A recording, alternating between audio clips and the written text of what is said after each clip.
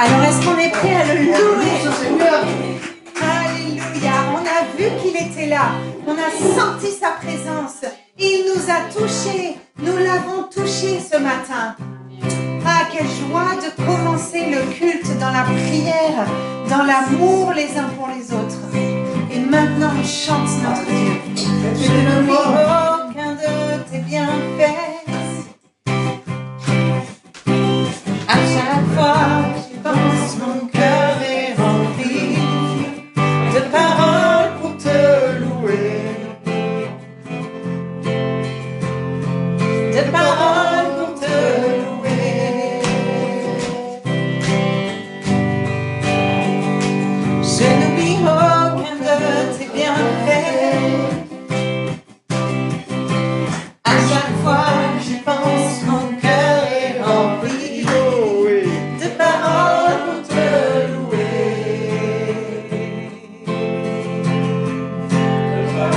Quand tu vas mal, oh mon âme, pourquoi t'as-tu? Même au milieu de la tempête, il est là. Quand tout va mal, oh mon âme, pourquoi t'as-tu? Même au milieu de la tempête, il est là. Moi je le louerai encore. Moi je le louerai encore. Oh mon âme, bénis l'Éternel. Oh mon âme, bénis l'Éternel. Oh mon âme, oh mon âme, bénis l'Éternel. Oh mon âme, bénis l'Éternel. Ce matin, si tu as besoin d'encouragement, je pense que tu es au bon endroit. Ce matin, si on est abattu, si tout va mal, si on en a marre de cette saison difficile, croyez-moi, on est au bon endroit. The place to be. On va reprendre ce refrain. Parce que je pense que ce refrain, c'est vraiment une clé pour ce matin. Quand tout va mal, oh mon âme, pourquoi t'as-tu? Même au milieu de la tempête, il est là. Quand tout va mal, oh mon âme, pourquoi t'as-tu? Même au milieu de la tempête, il est là. Moi je le louerai encore. Moi je le louerai encore.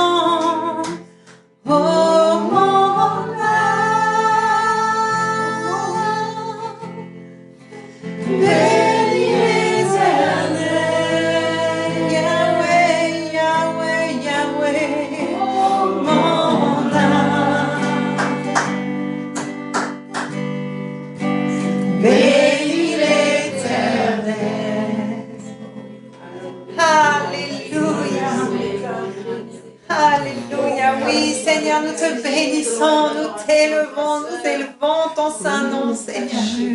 Virio marasum brasata coria bradasim brashorio borasam brashorias. Quand on est abattu, des fois on est à plat et tout, mais il y a quelque chose de. On ne sait pas, des fois il y a quelque chose qui vient de notre esprit qui est plus fort que tout ça. Et qui vient nous apporter un petit souffle de paix, d'amour, de dynamisme. On ne sait pas, on se dit pourtant on est mal et tout, mais ça vient quand même. Parce que Seigneur, tu es là, tu nous aimes, et notre esprit il ne peut pas être abattu. Notre esprit il est dans la joie, il est dans la dynamique, il est dans la paix, Seigneur. Et quand on est vraiment abattu, si on arrête de penser trop à notre âme, à ce qu'on est, laissons venir notre esprit qui vient et qui nous donne ce coup. Des fois ça ne dure pas longtemps, ça dure 3-4 minutes, 1 minute, 10 secondes, mais cette force, ta force elle vient en nous. Et ça doit nous donner espoir. On dit si tu es là, allez, on va continuer à se battre avec toi et trouver des solutions. Et ce moment qui est difficile à vivre, qui est dur, il ne va pas durer. Parce que notre esprit il est plus fort que ça. Il nous donne des solutions. Notre esprit, on est très à l'image de Dieu, on est amour, on est paix, on est comme disait Marie-Laurence, on est des créatures merveilleuses. Alors, oublions un peu toutes ces pensées que veut nous mettre le mauvais. Laissons-nous envahir par ce. Et quand ce petit moment de dynamisme il vient, prenez-le. Gardez-le en vous. Parce que ça vient de l'esprit. Ça vous renouvelle votre âme, même si elle est aveugle. Amen. Ça dure des fois une fraction de seconde, mais ça suffit, c'est Dieu qui nous le donne. Et c'est énorme. Il n'y a pas besoin de autre chose. Amen. Pensez à ça. Et vous allez vivre. Quand vous serez abattu, vous allez voir, vous allez vivre ces moments-là. Et ça vous renouvelle, ça vous donne de l'espoir et de la force. Parce que Dieu nous aime, il est avec nous, il est tout le temps avec nous. Amen. Yes, amen, amen. Oh. J'adore ton partage parce que souvent, c'est Freud qui a dit c'est plus fort que moi parce qu'on ne peut pas nous contrôler, de contre le méchant, on fait mal, on ne peut pas contrôler nos émotions. Donc quand on a entendu ça, pour sort la bouche des gens, c'est souvent que je veux bien faire ça, mais c'est plus fort que moi. Et j'aime bien ce que tu dis. Saint-Esprit est plus fort que toi. Amen, amen, amen, amen, amen, amen. Merci Seigneur pour ton partage. Alléluia.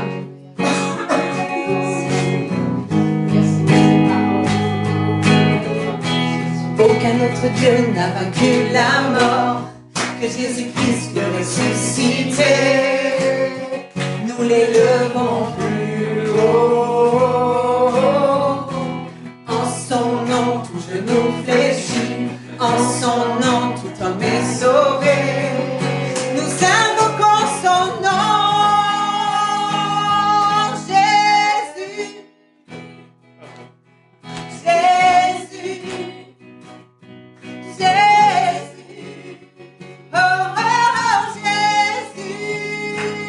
Jésus. Jésus.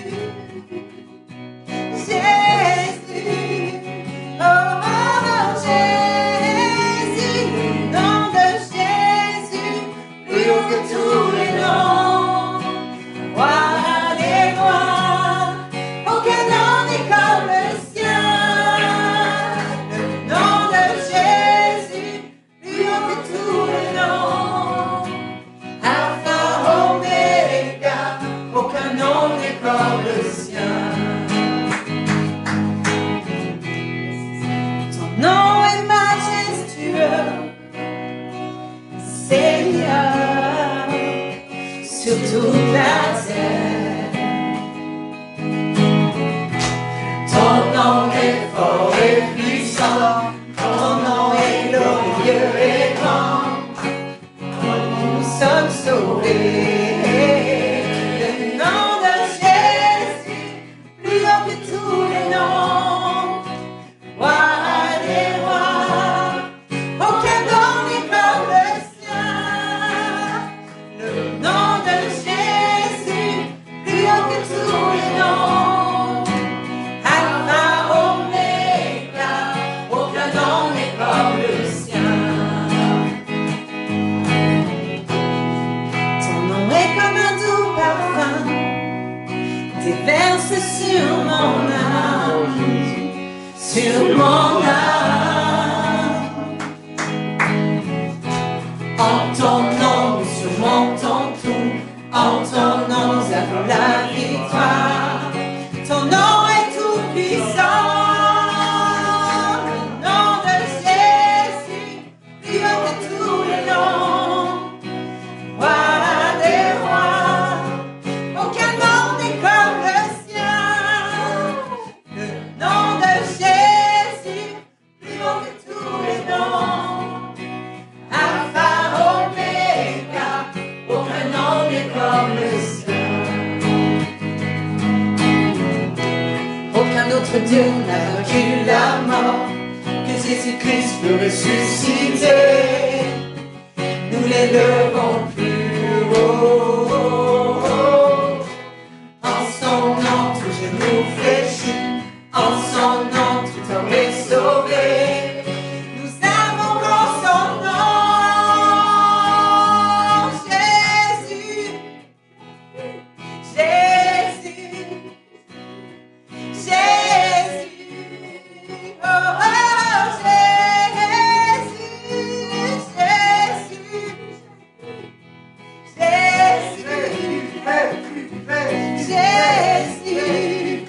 oh, Jésus, Dieu puissant, Jésus, merveilleux, Jésus, oh, Jésus, nom de Jésus, plus haut que tous les noms. Alléluia. Roi des rois, aucun nom n'est comme le sien. Le nom de Jésus, plus haut que tous les noms. Alpha, Oméga, aucun nom n'est comme le sien. Alléluia, oui, tu es plus fort que tout, Seigneur. Oui, je rejoins mon frère et ma sœur, tu es plus fort. Alléluia, tu es le plus grand, tu es le plus fort, Seigneur. Tu es bien au-dessus de tout ce qui va s'opposer à nous, Seigneur. Le voile a été déchiré. Amen. Tout ce qui cache la réalité de ce que dans quoi Dieu t'a mis, il l'a déchiré. Ouvre le voile. Amen, amen, amen. Oui, le voile. Alléluia.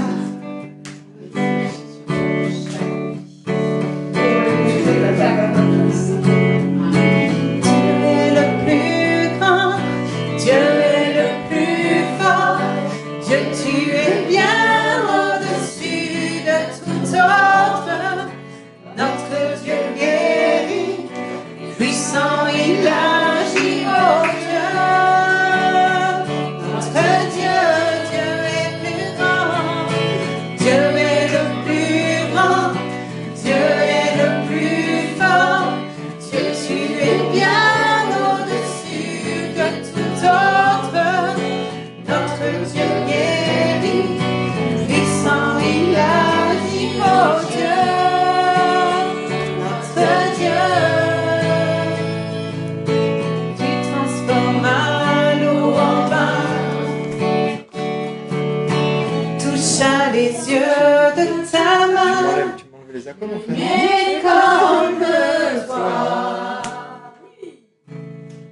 comme toi, dans nos ténèbres tu brilles, tu nous redonnes la vie, mais comme toi. Comme toi,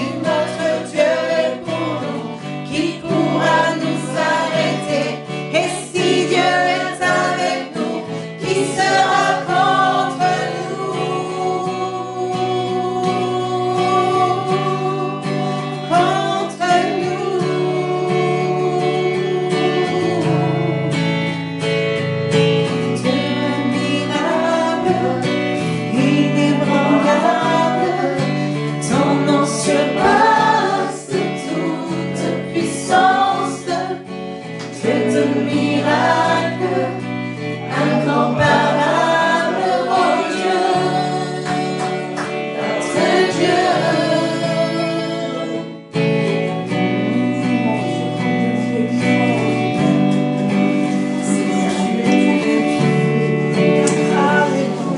Des interventions en notre faveur. Mort à la croix. Oui, Seigneur, alors que nous n'avons, aucun de nous n'a aucun mérite. Merci, Seigneur. Merci d'avoir payé le prix. Merci d'avoir été jusqu'au bout alors que c'était tellement combien tu as souffert même avant d'y aller.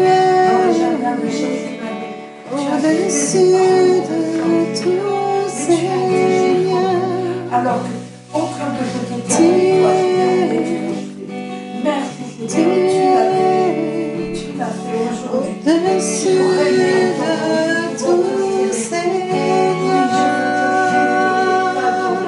Chaque jour en esprit en vérité. Tu es au-dessus de tout, Notre mon Dieu. oh le Gloria, gloria, sia, sora, sia. Tu es le grand je suis. Tu es Yahweh. Tu es Jireh. Tu es Adonai. Tu es Rapha. Tu es le plus grand, le plus puissant, admirable conseiller, tu es le grand je suis, tu es mon rédempteur, tu es Jésus, Jésus.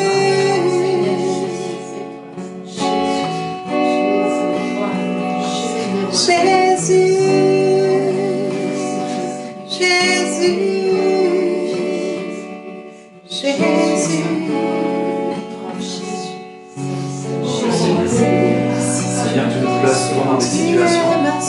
Il ne faut pas qu'on oublie que tu es pour nous, tu n'es pas contre nous, tu es tout ça. Tu es ce bon conseiller, tu es Dieu. Et sachons vraiment utiliser notre intuition, cette relation avec toi pour agir dans ces situations. On est trop souvent humain, trop souvent dans notre caractère, dans nos ressentis, Seigneur. Je te demande vraiment de nous guider par ta grâce dans ces situations.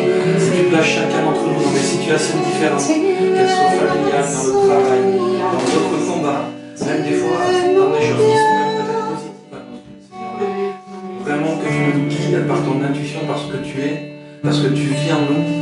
Et je te remercie parce que tu vis en nous, tu nous le montres à chaque instant, Seigneur. Je te remercie de nous aider à plus, voilà, d'être unis à toi pour aider dans ces situations. On parlait vraiment de famille. C'est quelqu'un, c'est un messager de lumière, c'est un messager de paix, un messager de bonnes nouvelles. On est ces messagers dans nos familles, Seigneur. Aide-nous à l'être encore plus, pas avec nos raisonnements humains. On gâche tout souvent, on casse, on crée des problèmes où il n'y en a pas, Seigneur. Sachons écouter, sachons aimer parce qu'on est des êtres d'amour. Sachons apporter ce que tu veux qu'on apporte. Des fois, c'est complètement fou par rapport à ce qu'on pense, mais c'est ta voix, Seigneur, c'est tes voix. Et tes voix sont impénétrables, mais c'est les bonnes voix. Et c'est pas que pour nous, surtout pour les autres, pour tous ceux qu'on côtoie, qui sont... On est des fois dans des interrogations, on pose des questions, mais on a cette responsabilité, Seigneur. Fais qu'on soit vraiment ce messager de paix, d'amour, de messager aussi de lumière. On doit ouvrir les yeux aussi. On doit être, tout va bien, je vais bien. On doit montrer aussi les choses, mais encore une fois avec amour. Et je sais que tu es présent. Je te remercie parce que tu le fais, tu vas le faire encore pour chacun d'entre nous. Et tu vas aider, tu vas nous aider à solutionner là où tu nous as placés. Parce qu'on est dans des endroits où tu nous as placés volontairement, Seigneur. Et je te remercie parce que ça nous fait grandir aussi. Je te remercie pour ta présence et de continuer à nous faire grandir dans ces moments-là et faire grandir les autres, à bénir les autres, à les sauver. C'est ça aussi apporter la bonne nouvelle. C'est l'apporter dans les endroits où tu nous as placés, Seigneur. Amen. Amen. Seigneur, nous t'avons connu et nous t'avons cru. Et Et si aujourd'hui nous sommes réunis, c'est vraiment parce qu'il y a eu des témoins qui ont fait leur ouvrage, leurs disciples. Enfin, ils ont été des disciples de l'Éternel et c'est pour cela que nous, aujourd'hui, nous sommes réunis. Il nous fait connaître et nous avons cru au toi. Amen. Et maintenant, c'est vrai, comme dit mon frère, il y a des gens à l'extérieur, des gens qui ne te connaissent pas, connaissent ce qu'on leur dit par les biais des médias, de la télé, etc.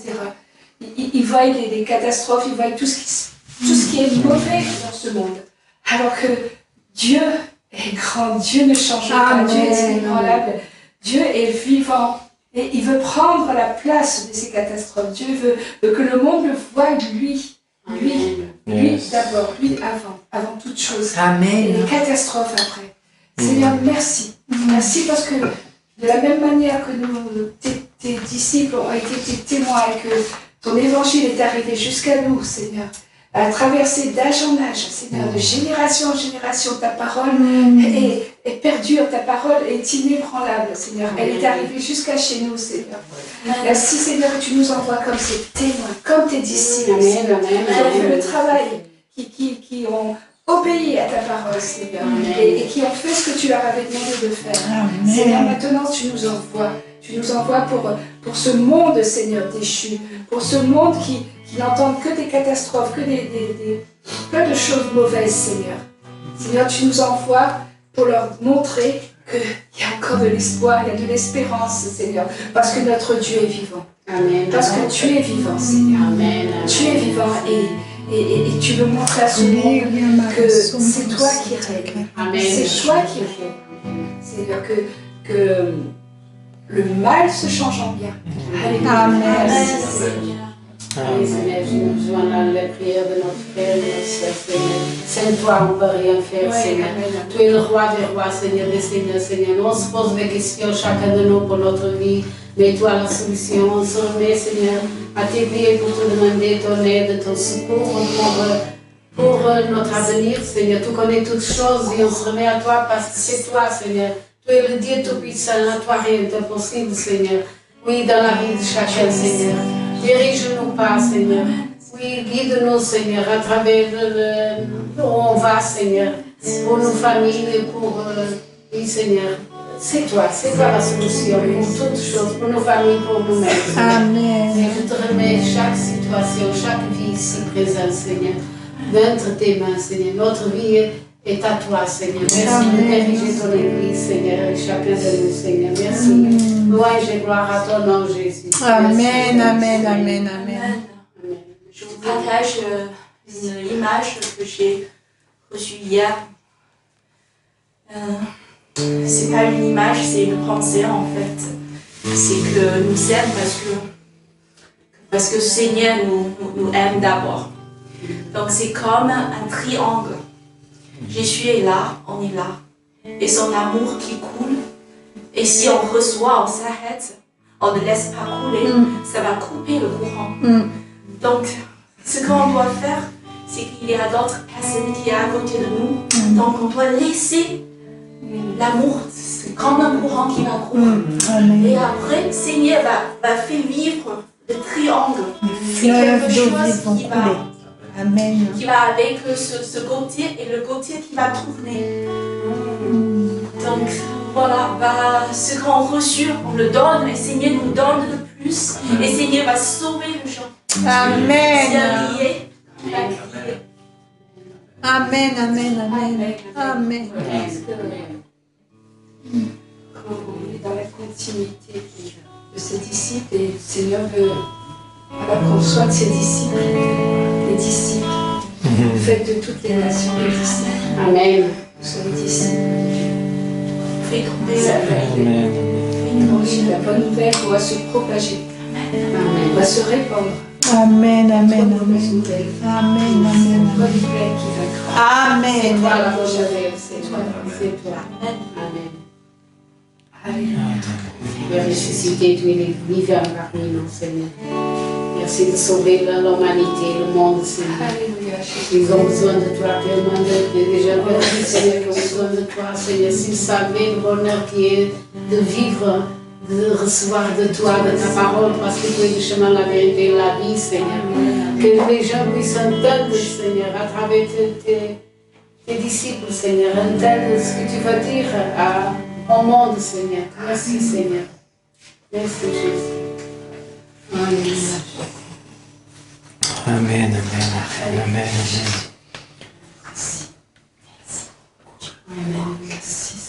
Un jour, Jésus, il était avec ses disciples. Et c'est marqué pendant le repas, Jésus prend du pain et il dit la prière de bénédiction. Il partage le pain et le donne à ses disciples en disant « Prenez et mangez, ceci est mon corps. » Ensuite, il prend une coupe de vin. Il remercie Dieu et il donne la coupe à ses disciples en disant « Buvez-en tous. Buvez-en tous. Buvez-en tous. Oui, ceci est mon sang, le sang de l'alliance de Dieu. Il est versé pour un grand nombre de gens pour le pardon des péchés.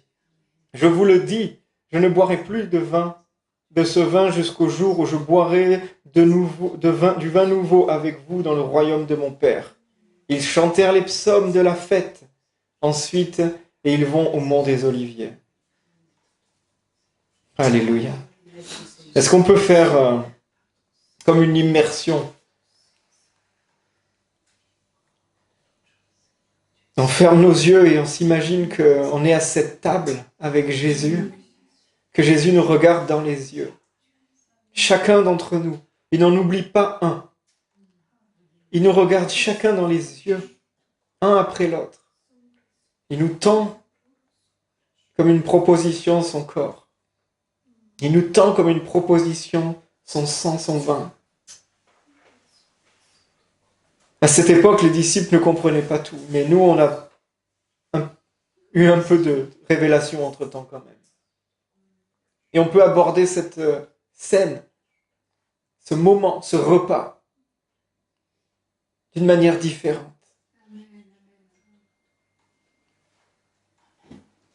Regardez autour de vous, on est 12 ce matin. Oui, c'est ce que je comptais. On est 12 ce matin. Est-ce que c'est trop peu pour que Dieu sauve le monde? Non.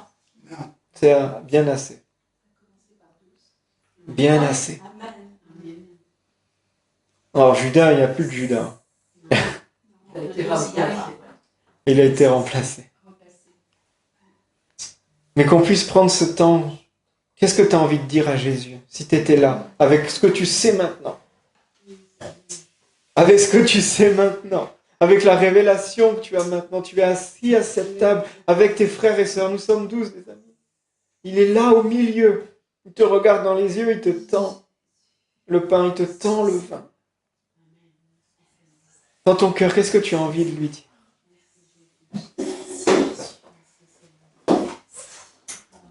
Oh,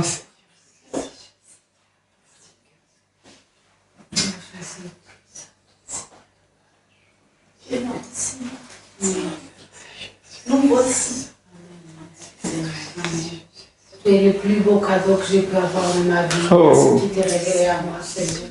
Et moi, maintenant, tu m'as donné ta vie, Seigneur. La liberté, ta vie, Seigneur. Merci, Seigneur. Merci, Seigneur. Merci, Jésus.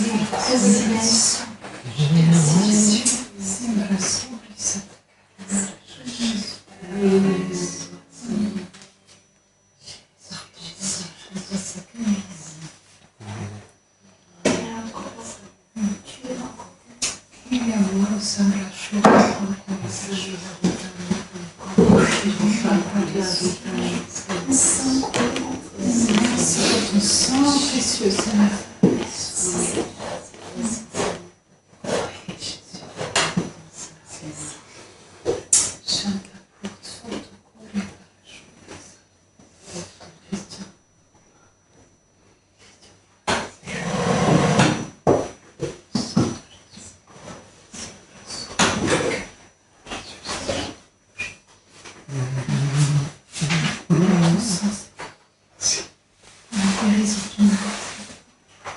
Oh, merci Jésus. Merci Jésus. Le mal ne peut se tenir en ta présence. Son sang a coulé sur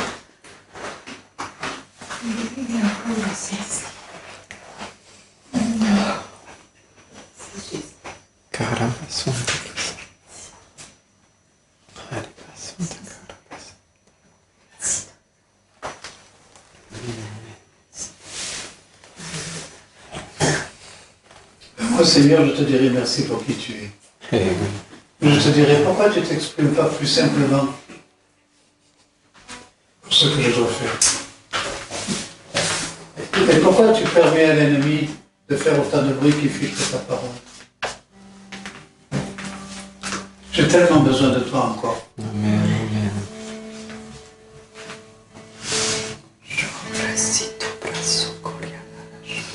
Amen, amen.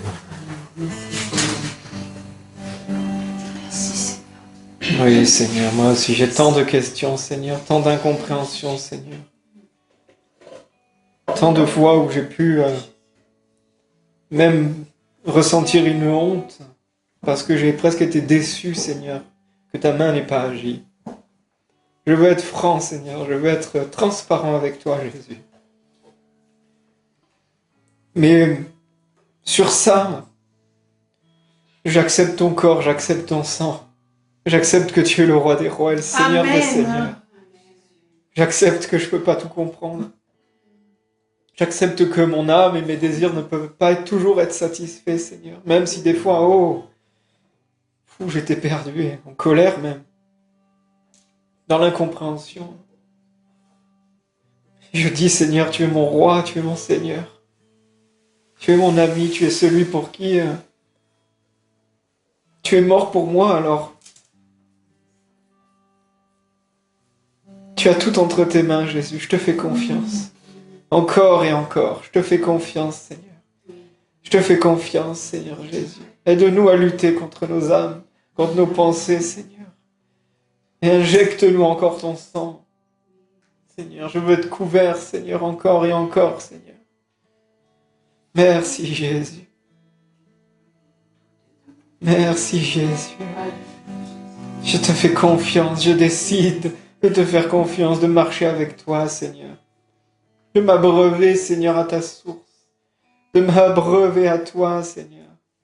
De laisser mon âme, de laisser mes questionnements, des fois, un peu sur le côté. Ah, Seigneur Jésus. Merci pour qui tu es. Merci parce que tes œuvres sont parfaites, Seigneur.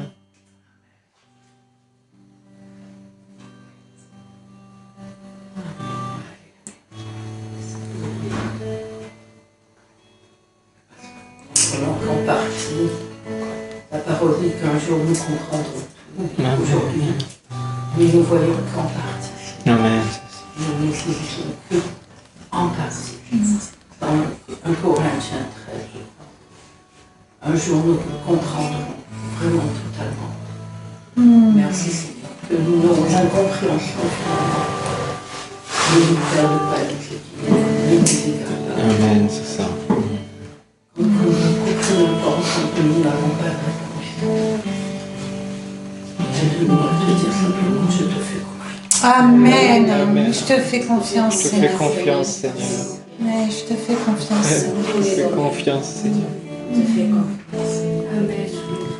Tu es ma source, tu es mon bien. Quand je me perds, tu prends ma main,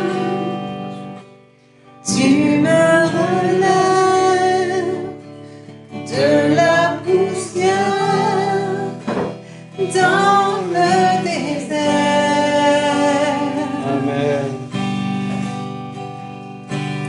Tu me diriges vers ta lumière, Seigneur.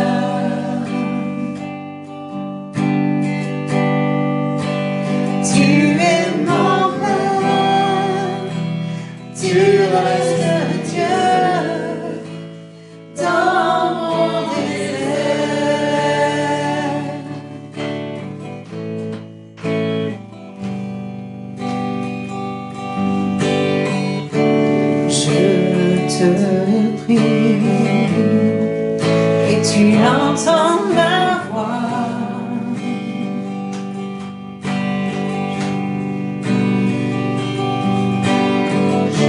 Je fléchis les genoux devant toi.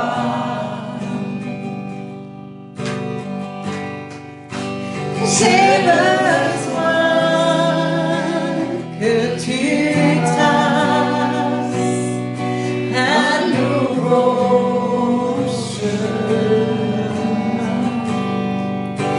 Tant besoin que tu sois mon puissant soutien.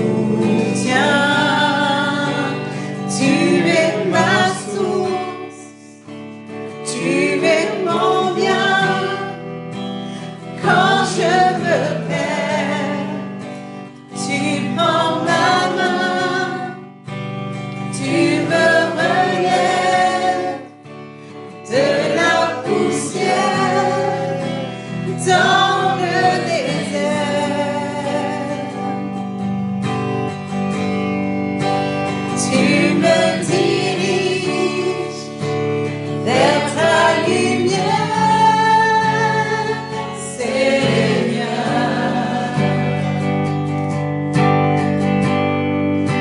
Tu es mon Père, tu restes Dieu dans mon désert.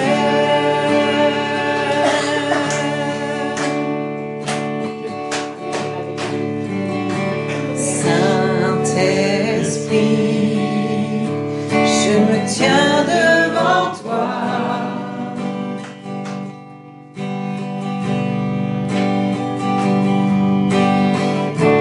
À l'abri dans le creux de tes bras. Oh, alléluia.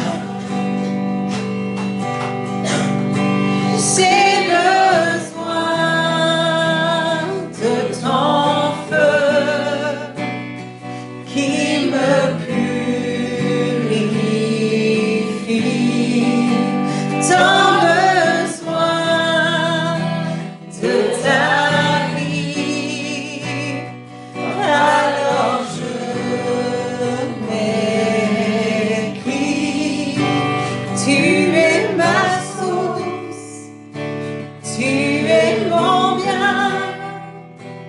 Quand je me perds, tu prends ma main, tu me relèves de la poussière dans le désert.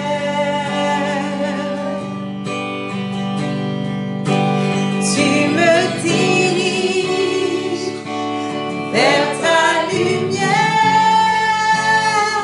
Seigneur.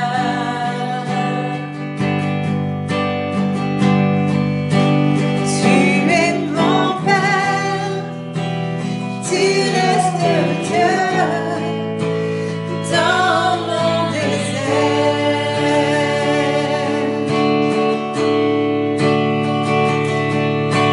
Rien ne me séparera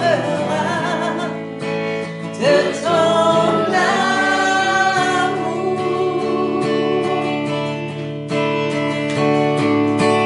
Alpha, Oméga, tu régneras toujours.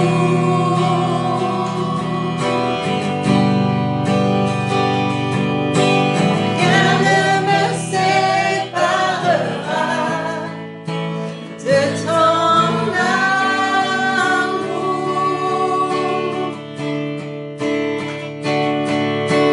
Alpha, Oméga, tu régneras toujours. Tu es ma source, tu es mon bien. Quand je me perds, Amen. tu prends ma main, tu me relèves de la poussière dans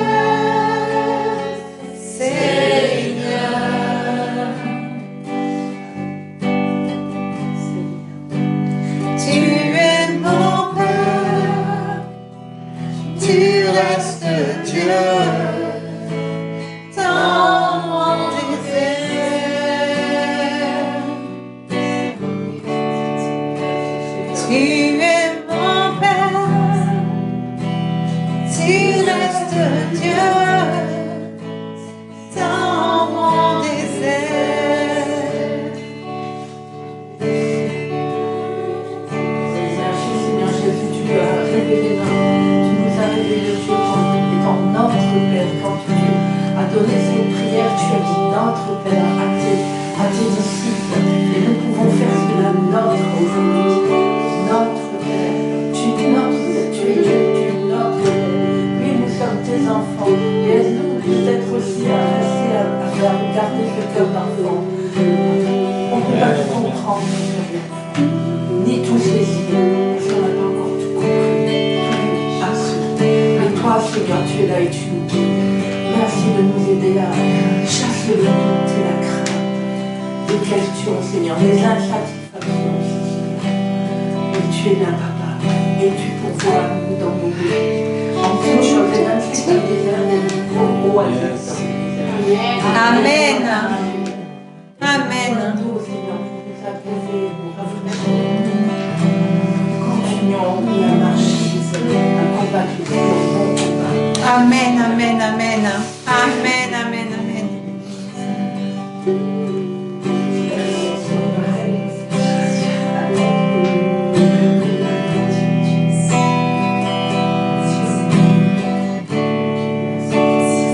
Oh Dieu, tu es infiniment grand, éternel puissant, roi majestueux. Oh Dieu, tu es infiniment grand, éternel puissant, roi majestueux.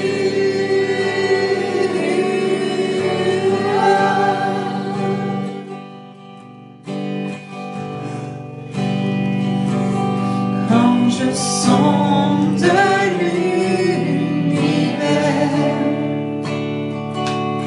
les astres que tu as créés,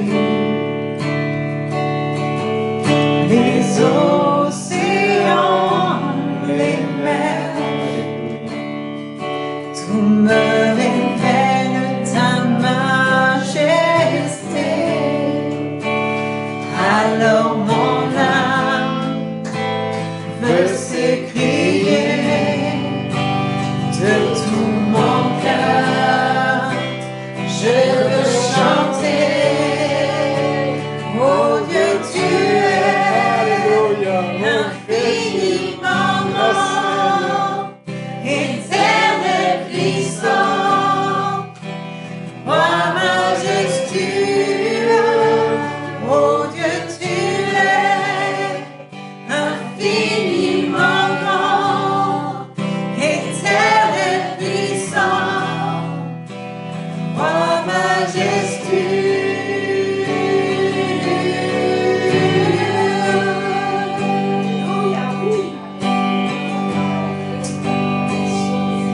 Quand je songe que tu m'as fait,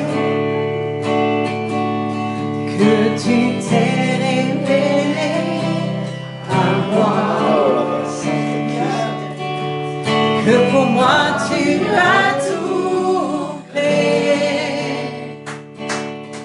tout me révèle ta bonté.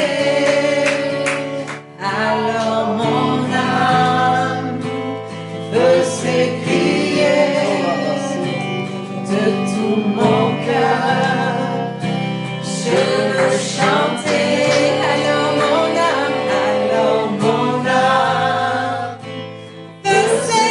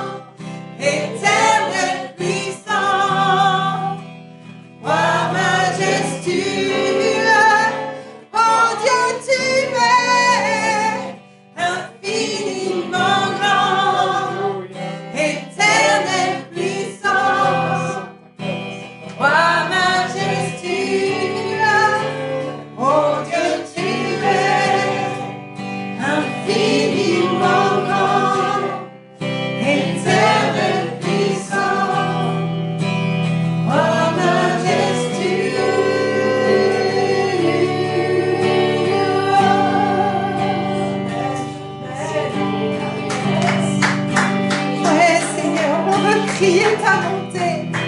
On veut crier ta majesté. Alléluia. Seigneur, merci pour ta présence. Merci parce que tu parles à ton église ce matin, Seigneur. Merci parce que tu as guéri ce matin, Seigneur. Je suis tellement reconnaissant pour les guérisons qui ont été reçues ce matin. Alléluia, je le proclame, Seigneur. Merci. Merci, Seigneur. Oui, nous voulons le proclamer. Tu es infiniment grand, tu es éternellement puissant, Seigneur. Tu es le roi majestueux, mais tu es aussi cet ami fidèle.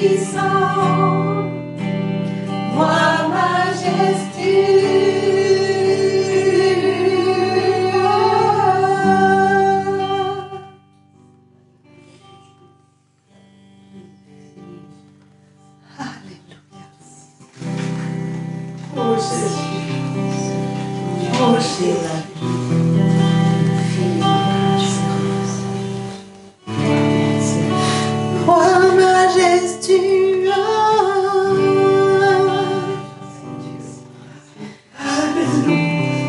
tu es le seul roi, tu es notre roi. Roi majestueux,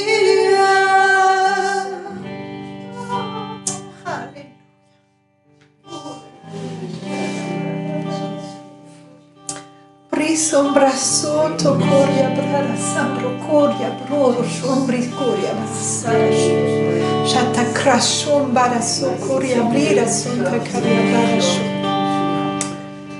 brima la caria bora shambra sotto coria forosha.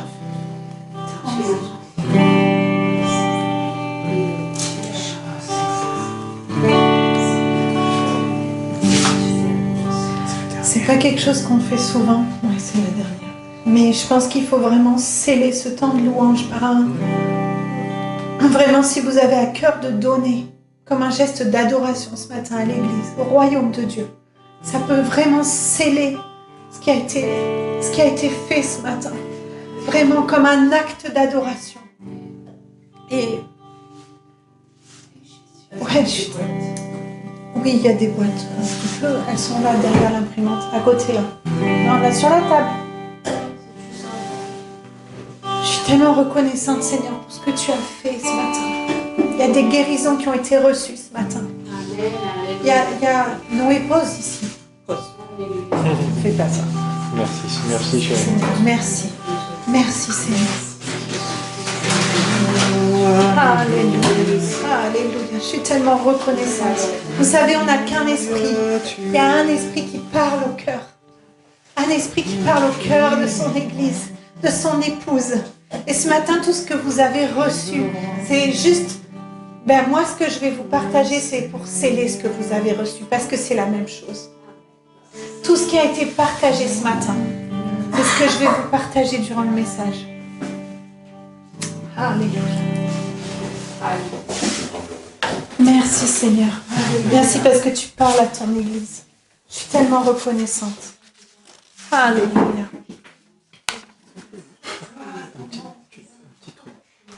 Juste un petit témoignage. Des fois, c'est bon de partager ce qui s'est passé dans la louange et comment Dieu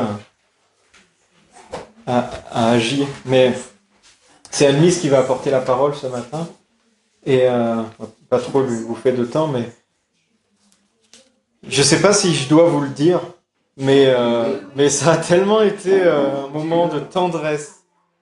Des fois, on a l'impression que Dieu, on doit dire les grandes révélations énormes que Dieu nous fait. Mais je pense que des fois, il faut même partager des moments de tendresse qu'on a avec Jésus.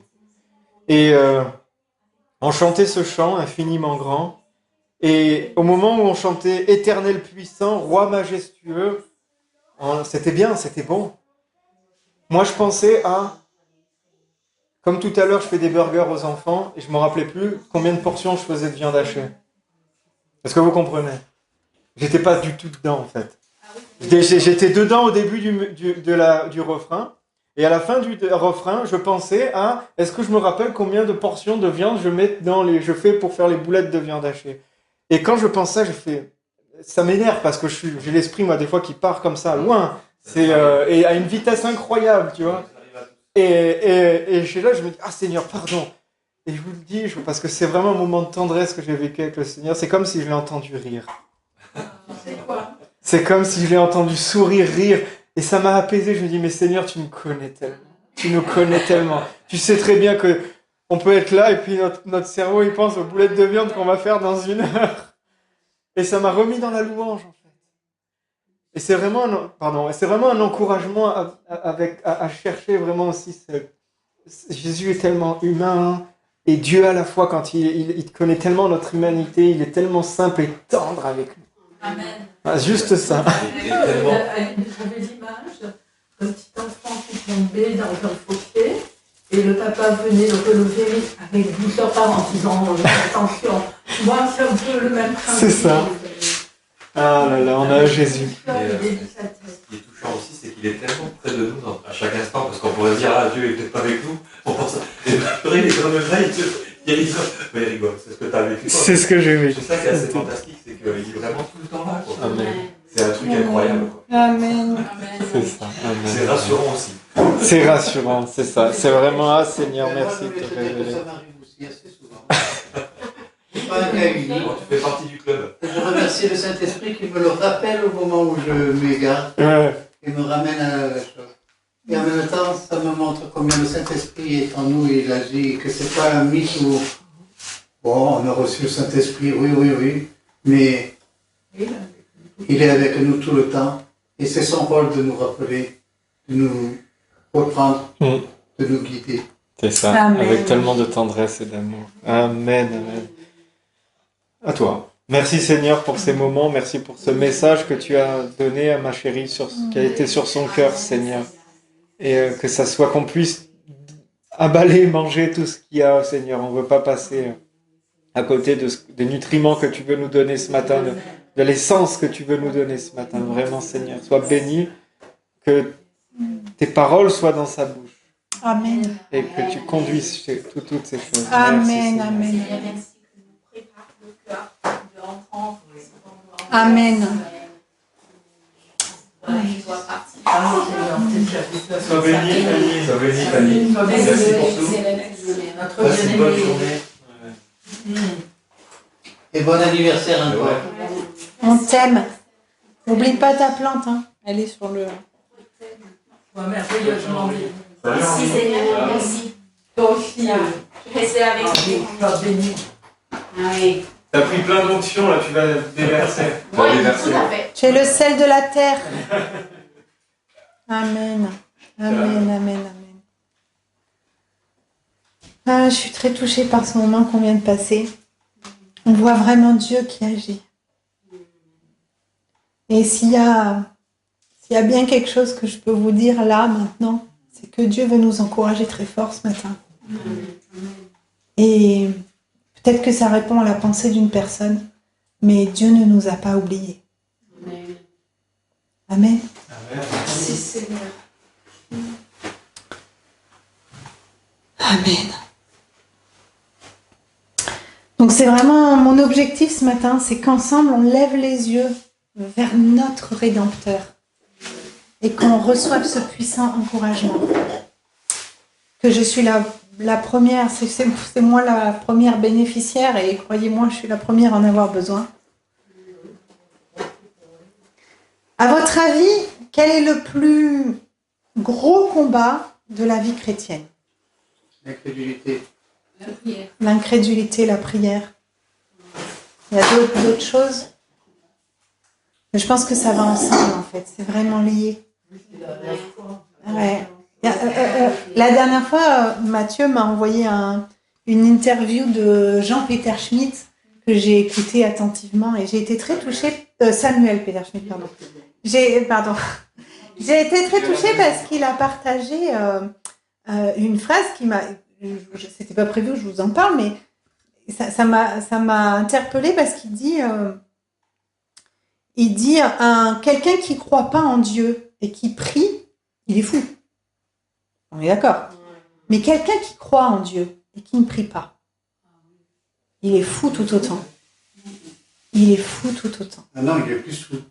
Oui, il est plus fou, ouais, tu as raison. Surtout quand on connaît Dieu, on sait qui il est. Refuser de passer du temps avec lui, eh ben, c'est une folie en fait. Et je suis tout à fait d'accord. Pour moi, le combat principal de nous tous, c'est passer plus de temps avec Dieu. Ça va avec l'incrédulité, parce que quand on passe du temps avec lui, on est rempli de sa présence, de ses promesses, et on a la foi.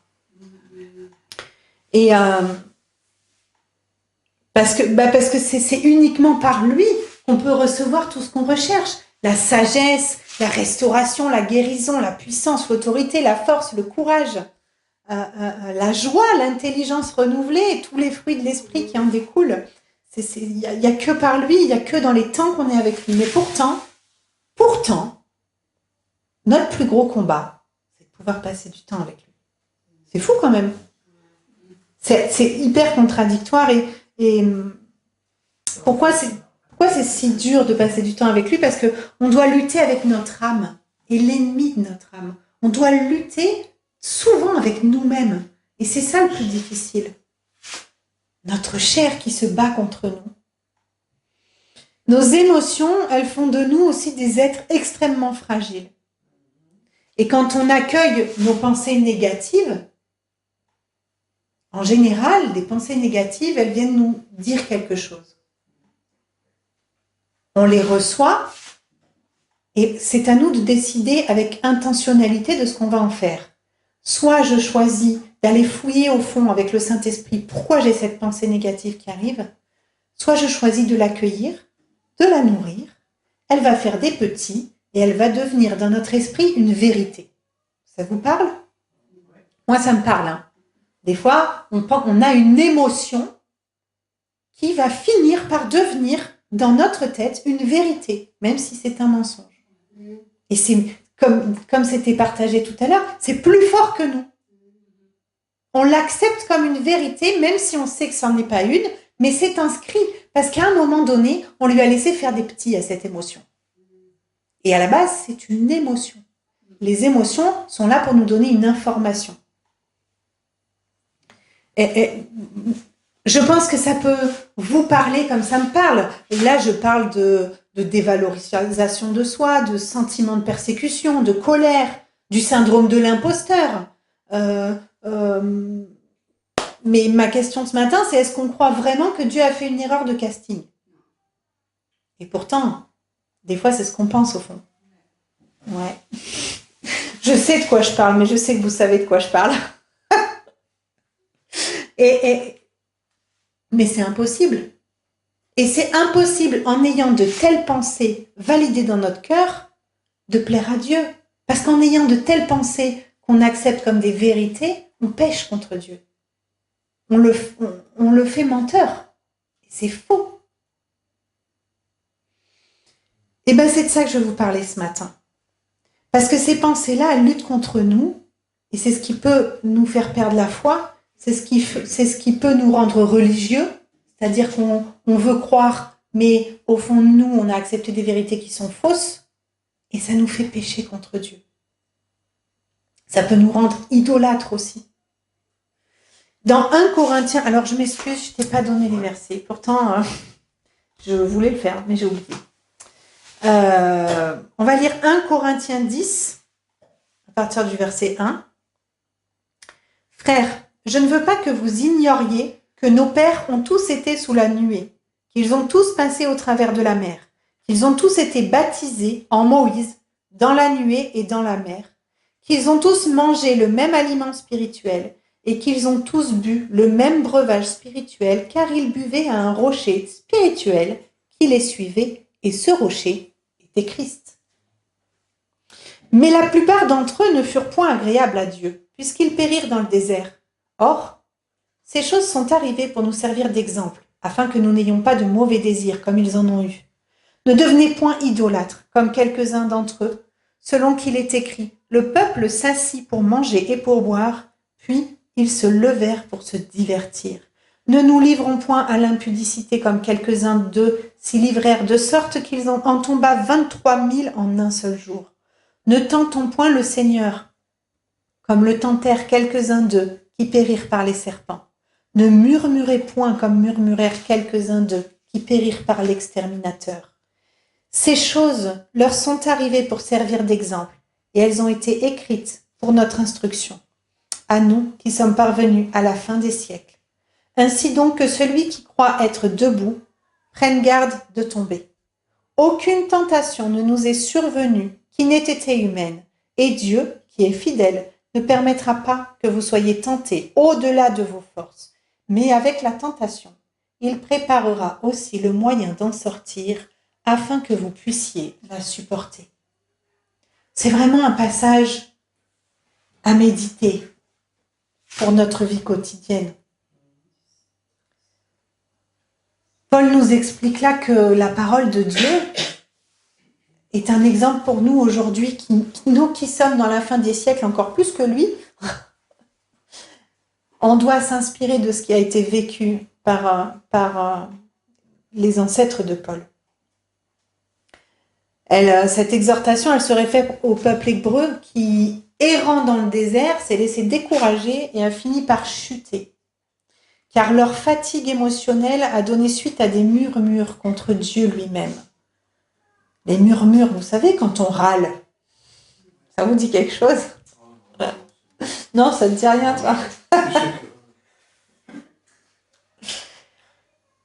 À quel moment du voyage le cœur du peuple s'est-il découragé le plus? Le cœur du peuple de Dieu s'est découragé tout à la fin. Ça faisait 39 ans qu'ils étaient dans le désert. 39 ans, je vous parle du passage dont il est question dans 1 Corinthiens 10. Ils étaient en route depuis 39 ans. Ils étaient à la veille d'atteindre le pays promis, vraiment. Et donc, quand on s'imagine qu'on est si proche du but, ça peut être stimulant. On peut avoir un coup de boost. Mais non, eux, ça les a découragés parce que ça fait 39 ans. 39 ans. Et leurs mots ont été ceux-là. Il n'y a pas de pain, il n'y a pas d'eau, et notre âme est dégoûtée de ce pain misérable. À ce moment-là, il parlait de la manne céleste. Ils pensaient que ça serait impossible d'arriver au bout du voyage. Ils étaient dans un désert aride, sans pain, sans eau. Mais celui qui les a mis en route, celui qui a séparé la mer pour les emmener dans le désert, il était toujours avec eux. La manne, elle était toujours donnée. Ils avaient toujours à boire. Mais c'est vrai que des fois, ça tarde. Des fois, c'est un peu long. Notre chair nous titille, notre estomac grogne. Donc, au chapitre 15 de l'Exode, je ne vais pas donner le verset, je vais juste citer, quand ils reçoivent la manne et l'eau du rocher, ils parlent de nourriture et de rafraîchissement. Ils disent que ils décrivent cette saveur comme excellente. Ils disent qu'elle a le goût d'un gâteau au miel. Ils acceptent, ils reçoivent la manne comme quelque chose de magnifique. Il n'y a pas de meilleur goût que ce gâteau au miel.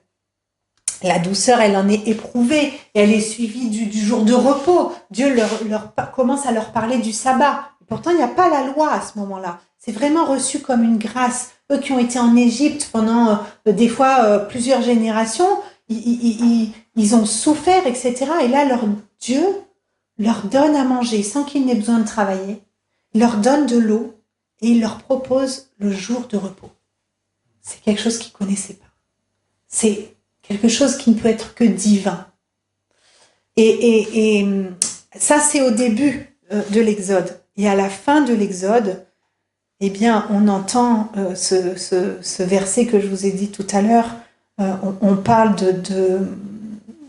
attendez que je retrouve, de pain misérable. C'est toujours le même, hein, mais 39 ans plus tard. Et ce qui, à un moment donné, a pu nous paraître dans notre vie quelque chose de glorieux, une grâce de Dieu que nous avons reçue avec amour, eh bien, plusieurs temps plus tard, ça peut nous paraître dégoûtant. On se lasse. On est humain, on se lasse. Et ils se sont lassés.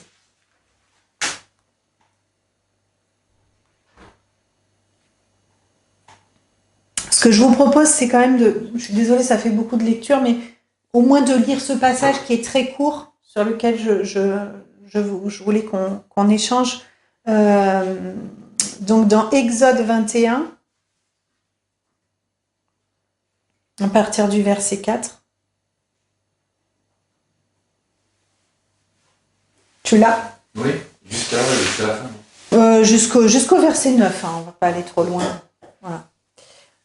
Ils partirent de la montagne de Hor par le chemin de la mer Rouge pour contourner le pays d'Édom. Le peuple, pardon ? Ah, c'est nombre, pardon. J'ai mal... Excuse-moi. Nombre 21. J'étais sur Exode tout à l'heure. C'est nombre 21, pardon. Il y en a qui suivent, c'est bien. Ouais, j'ai un peu bugué, mais c'est pas grave. Donc, ils partirent de la montagne de Hor par le chemin de la mer Rouge pour contourner le pays d'Édom. Le peuple s'impatienta en route et parla contre Dieu et contre Moïse. Pourquoi nous avez-vous fait monter hors d'Égypte pour que nous mourions dans le désert ? Car il n'y a point de pain et il n'y a point d'eau et notre âme est dégoûtée de cette misérable nourriture. On parle du gâteau au miel.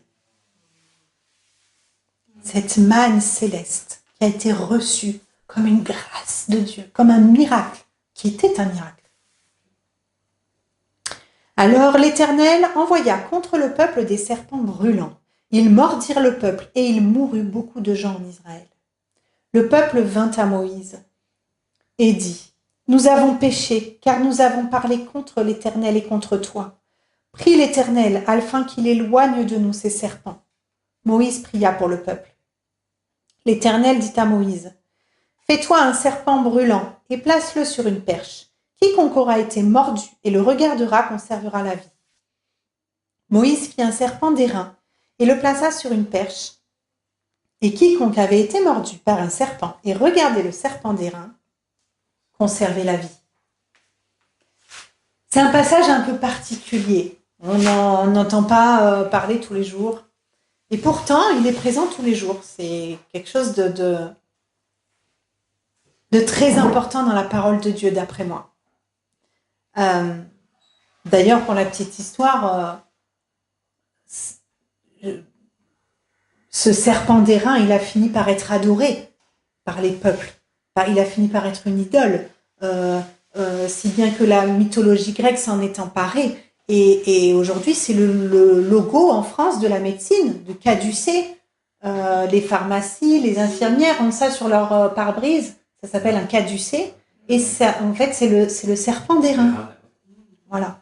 Mais qui a été récupéré par la mythologie grecque, etc., etc. Et donc, du coup, voilà, c'est parti un peu de travers à un moment donné. Mais à l'origine, c'est le serpent d'airain, donné par Dieu pour qu'on le regarde et qu'on soit guéri. Qu'est-ce qui se passe dans ce texte?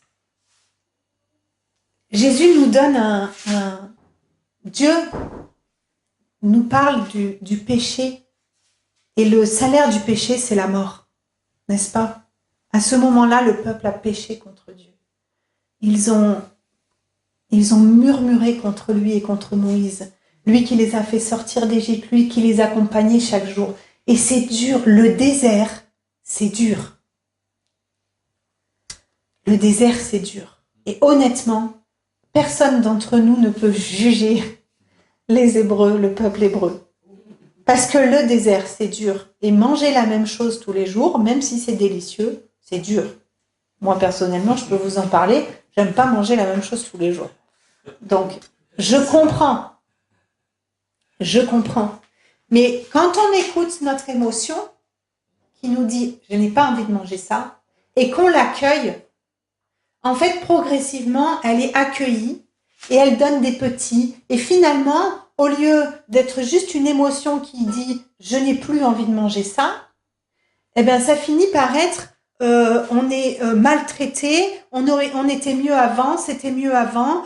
Ici, c'est presque Dieu nous veut du mal, en fait. Et c'est pour ça que les gens ont besoin d'être réveillés à ce moment-là. C'est pour ça que parfois on est conduit dans des endroits où Dieu laisse le mal nous arriver parce qu'on a besoin de lever les yeux vers lui. Ça peut arriver. C'est ce qui arrive dans ce passage. Le salaire du péché, c'est la mort, représenté par les serpents. Le serpent dans la parole de Dieu, c'est l'ennemi de nos âmes. Le serpent dans la parole de Dieu, c'est Lucifer, c'est le diable. Et c'est pas pour rien que Dieu a choisi le serpent. Et quand Moïse a prié, Dieu n'a pas enlevé les serpents. Mais il a donné au peuple la possibilité de le découvrir différemment, de découvrir que c'est lui qui guérit. Dieu ne nous enlève pas le mal. Il nous demande de lever les yeux vers lui pour recevoir la guérison, pour recevoir le changement du cœur. Le plus grand miracle dans cette histoire, c'est pas le fait que les gens aient été guéris de ce venin, c'est le fait qu'ils se soient repentis. Parce qu'un peu plus tard dans l'histoire, ils chantent les louanges de Dieu. Le cœur a changé. Le cœur a changé, c'est ça le plus grand miracle. Et quand on est dans ce désert, quand on traverse le désert,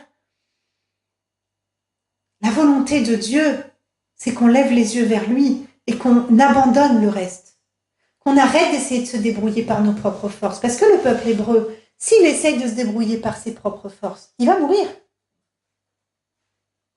Et des fois, Dieu nous conduit dans le désert juste pour qu'on abandonne. Mais moi, je comprends qu'on puisse murmurer contre Moïse à ce moment-là. Vous savez ce que c'est un père de famille qui n'arrive pas à nourrir ses enfants? Qui ne sait pas quand est-ce que la nourriture va arriver et qui ne sait pas quand est-ce qu'il va pouvoir leur donner à boire? Ça met la pression. Hein. Et cette pression-là, cette émotion-là, eh ben, elle va se retourner et elle va créer quelque chose de mauvais en nous. Parce qu'on va vouloir essayer de se débrouiller tout seul. Parce que c'est inscrit dans le père de famille, ça. Nourris tes enfants, sois responsable de ta famille. Il y avait des pères, il y avait des mères dans ce peuple qui devaient nourrir leurs enfants. Ça fait peur. S'appuyer sur Dieu, ça fait peur. Si on n'a pas une grande foi qui déplace des montagnes, enfin, une grande foi, un grain de sénévé suffit. En fait, tout dépend où elle est placée. Exactement. Dieu a demandé à Moïse de faire ce serpent d'airain. Ça lui a demandé beaucoup de travail. Il a forgé, il a tapé. Et ils ont regardé le serpent comme quelque chose de mort, un objet mort, celui qui leur faisait peur, celui qui voulait leur faire du mal. Ils le regardent inerte sur ce bâton. Et en levant les yeux, ils sont sauvés. Je pense à Jésus, je crois. Amen, exactement. Exactement. En Dieu, on a la victoire. Et avec ce serpent d'airain, il montre à son peuple que en lui, les serpents sont écrasés et inertes. Comme disait Jean-Pierre tout à l'heure, il est bien plus fort. Celui qui vit en nous est bien plus fort que tout le reste. Et en lui, tous les serpents, tous les péchés de ta vie sont écrasés. Il est bien plus fort. Des fois, on essaye de lutter seul contre le péché. Mais ça ne sert à rien. Je vais vous raconter un truc rapidos. Je vais vous dire. Tu as du temps. Je me dépêche. Tu as tout le temps. La dernière fois, il y a une souris qui est rentrée dans la maison. Ouais, je l'ai vue. J'ai crié et tout. Ah, il y a une souris. Bon, ok. Ça arrive, on est en rez-de-jardin.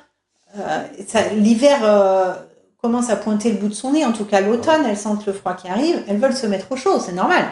Hein? Elles aussi, elles veulent du confort. Et Julien m'a dit, t'inquiète, je m'en occupe. Ok, chérie. Il a mis de la mort, sauf que la souris, au bout de quelques jours, elle est morte. Et on sentait l'odeur. Et on cherchait où elle était. Et on a cherché. Ça sentait, devinez où? Dans la chambre d'Eliott. Ça m'a permis de vider tous les placards, de me rendre compte que quand on lui demande de ranger, il prend tout et il met dans un casier là, et il ferme et on ne voit plus. On a tout trié, tout rangé, tout nettoyé. La chambre était nickel chrome pour la rentrée. Et on n'a pas trouvé la souris. L'odeur était toujours là. Il y a mon placard dans la chambre d'Eliott avec mes vêtements. J'ai vidé tout le placard avec les vêtements, d'où le fameux tri des vêtements. J'ai vidé le placard avec tous les vêtements et tout, machin. Je dis, c'est pas possible, elle se met dans mes vêtements, ça me dégoûte, machin et tout. Pas de souris. Le placard était nickel. Pas de souris. Bon. Et je dis, Julien, écoute, viens, parce que là, je la trouve pas, j'en peux plus. J'ai vidé, j'ai passé la journée là-dessus. C'est pas possible. Il regarde, mais il y a un mini trou comme ça dans le mur, au fond du placard, là, tout au fond. Qu'on n'a jamais vu, parce que c'est au fond du placard, en fait. Et la souris, elle est allée se mettre là-dedans. Et vous savez quoi? Donc, obligé de péter le mur, nanani, nanana, enfin bon, bref. Allez, je vous passe les détails, d'accord? Voilà. Je sais pas pourquoi ça me vient maintenant, cette histoire, mais quand on essaye de lutter contre notre péché tout seul, des fois, on le tue, mais il y a encore l'odeur de pourriture qui est là. Et c'est pas loin, en fait. On est proche.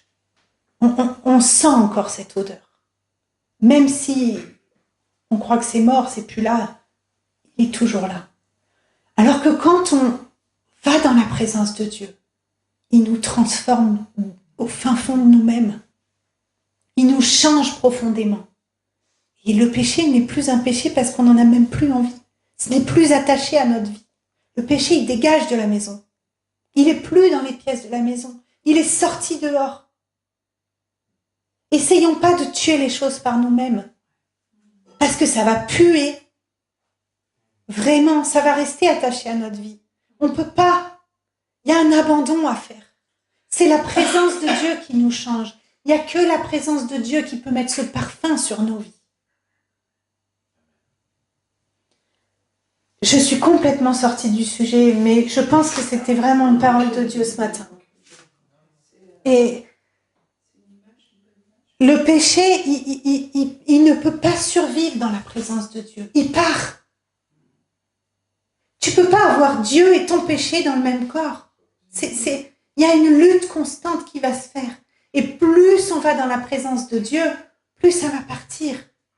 Mais ça nous demande tellement moins d'efforts en vrai. Mais notre âme, notre chair, lutte contre la prière. Elle lutte. Alors que Dieu nous dit, tu n'as qu'à te reposer en moi. Dieu, qu'est-ce qu'il leur a donné au peuple hébreu? La manne, l'eau et le repos. Mais c'était trop dur. C'était trop dur à accepter. C'est un peuple qui a toujours travaillé. Il leur a donné un jour de repos, c'était fou. Il leur a dit, reposez-vous en moi, faites-moi confiance. Pourquoi on n'arrive pas à faire confiance? Et je crois que Dieu veut nous parler de ça aujourd'hui.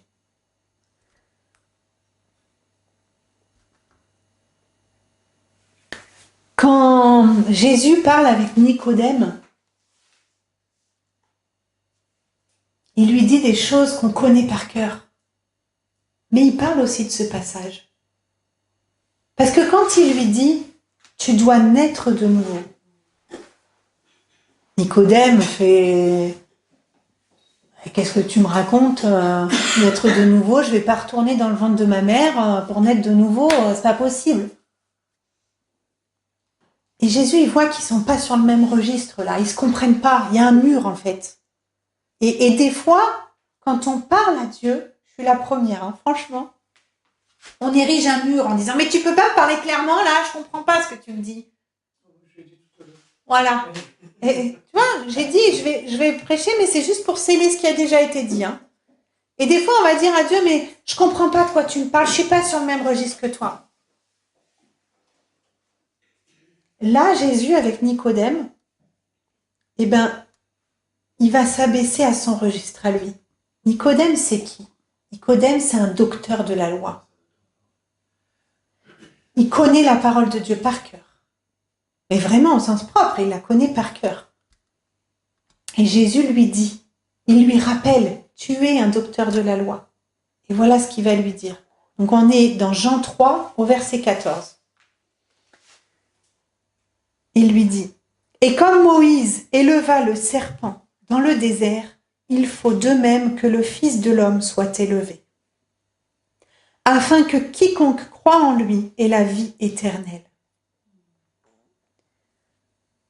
Ce qu'il est en train d'essayer d'expliquer, enfin ce qu'il lui explique, parce que là, nous, peut-être que pour nous, c'est pas forcément clair, mais croyez-moi, pour Nicodème, c'est très clair, parce que lui, il connaît parfaitement ce passage de la parole de Dieu. Il sait de quoi Jésus parle. Jésus va souffrir. Il va porter le péché du monde jusqu'à lui-même devenir le serpent.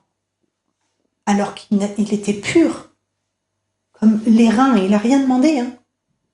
D'accord? Un métal pur. Il a été frappé, chauffé, forgé et érigé sur une croix. Il est devenu un serpent hideux. Jésus a porté le péché du monde.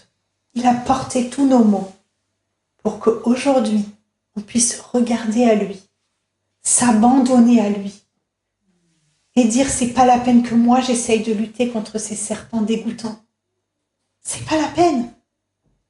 Le venin, si je me fais piquer, il va monter jusqu'à mon cœur. Je vais mourir. Mais si je regarde à lui, je serai guéri. Quand Jésus lui dit ça, voilà ce qu'il comprend. Parce qu'il parle sur son registre. Et ensuite il dit, car Dieu a tant aimé le monde, et oui, qu'il a donné son Fils unique, afin que quiconque croit en lui ne périsse point, mais qu'il ait la vie éternelle. Dieu, en effet, n'a pas envoyé son Fils dans le monde pour qu'il juge le monde, mais pour que le monde soit sauvé par lui. Et oui, c'est des versets qu'on connaît par cœur, mais il faut les remettre dans le contexte. De quoi il parle? À qui il parle? Celui qui croit en lui n'est point jugé, mais celui qui ne croit pas est déjà jugé, il a déjà été piqué par le serpent. Parce qu'il n'a pas cru au nom du Fils unique de Dieu. Et ce jugement, c'est que la lumière étant venue dans le monde, les hommes ont préféré les ténèbres à la lumière, parce que leurs œuvres étaient mauvaises. Car quiconque fait le mal est la lumière, et ne vient point à la lumière, de peur que ses œuvres ne soient dévoilées. Et ouais, quand on accepte le mal dans notre vie, on en a beaucoup parlé. Dieu est en train d'agir avec ce vent qui remue les déchets dans la rue, cette vision qu'elle avait reçue, Marlène. Dieu est en train de mettre en lumière les péchés qui sont allés mourir dans le mur, là, du fond de la chambre. Dieu est en train de relever, d'enlever ces odeurs. Il est en train de tout ce qu'on a voulu tuer et écraser par nous-mêmes. Dieu te dit maintenant, on le met en lumière et ça dégage. Amen. Amen.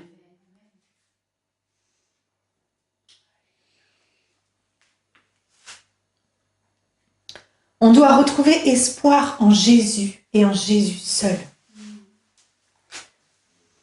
Ton épreuve, elle est longue et il y a largement de quoi se décourager. Mais le découragement, c'est un serpent venimeux. Si tu acceptes le découragement et que tu ne te réfugies pas dans la présence de Dieu, il te piquera. Le découragement, c'est un serpent dans ta vie. Si tu l'acceptes, il va te piquer. Et le péché va s'emparer de toi et tu murmureras contre Dieu.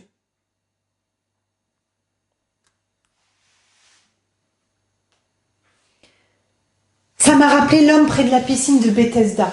J'en ai rêvé cette nuit en fait. J'ai pas beaucoup dormi, mais je me suis réveillée cette nuit avec cette pensée. L'homme à la piscine de Bethesda. Dieu lui-même vient devant lui, Dieu en chair et en os. Il vient devant lui. Et cet homme-là lui explique pourquoi il ne peut pas être guéri. Parce qu'il est découragé. Il n'en peut plus. Il ne sait pas. Il ne voit même plus qui est devant lui. Il ne comprend pas. Il ne discerne pas. Pourquoi ? Parce qu'il a son esprit qui est embrumé par le découragement. Il est épuisé, fatigué. Et il explique à Dieu lui-même pourquoi il ne peut pas être guéri. Des fois, on explique à Dieu pourquoi son plan ne fonctionne pas dans nos vies. Je suis la première. Hein. Des fois, je lui dis, mais ça ne peut pas fonctionner, tu as dû te tromper. C'est un péché, mes amis. J'en rigole, mais c'est un péché. De ton temps, tu ne connaissais pas. Je l'ai dit souvent, de ton temps, tu ne connaissais pas qu'il y avait ça. Ouais, c'est ça. Le serpent, il nous trompe et il utilise le temps qui passe pour construire des forteresses de pensée que nous ne maîtrisons absolument pas. Dans le livre du Cantique des Cantiques, il y a un verset qui évoque le renard. Alors c'est vraiment un verset très petit. Hein. Si vous voulez le retrouver, c'est Cantique 2.15. Exactement. Et en fait, on a souvent, quand on pense à l'ennemi de nos âmes, cette image du lion qui rôde entre les rangs là, de l'église, le lion qui rôde, cherchant qui va dévorer. Et moi, je peux vous dire que l'ennemi, il peut se faire beaucoup plus discret que ça. Nous, on a des poules à la maison et on sait que le renard, il y a eu des fois, il venait tous les jours. Il tournait autour du poulailler, il forçait, il appuyait un petit peu sur tous les grillages pour voir qu'au bout d'un moment, si ça cède ou pas. Mais c'est du tous les jours.